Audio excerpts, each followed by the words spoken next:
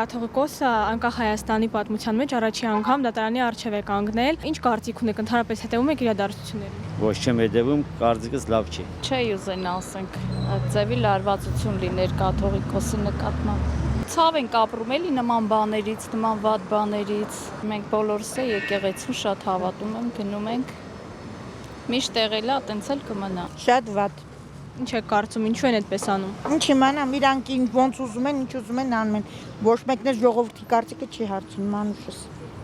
Բայց ինչ կարծիք ունեք ընդհանրապես այդ իրադարձության վերաբերյալ։ Բացասական։ Ես եկեղեցին չեմ կարող այդ բան ասեմ։ Ես հարգում եմ եկեղեցին։ Չի կարելի դատած անաստված են էլի երևի աստվածություն չկա մեջները։ Ավելի լավ այս չխոսամ, ոչ մի լավ բան չեմ տեսնում։ Դեմ եմ, իհարկե դեմ եմ։ Սխալ բաներ շատ կա դրա համար, հիմա որ խոսամ, հա կխոսամ։ Դա շատ սխալ եմ։ Ինչու։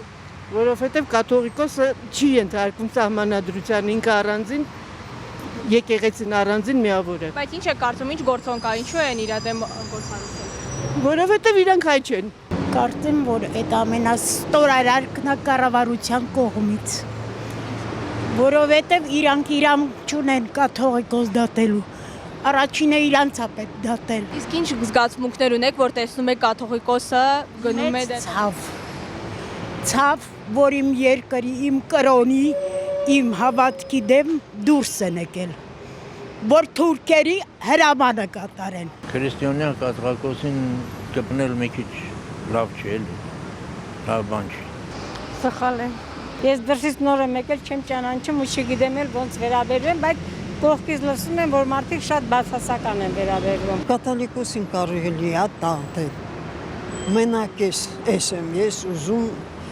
Պաշինյանին ասեմ, որ կաթոլիկոսին ոչ մի անգամ չի կարելի դատել։ Կաթոլիկոսը ոչ մի բան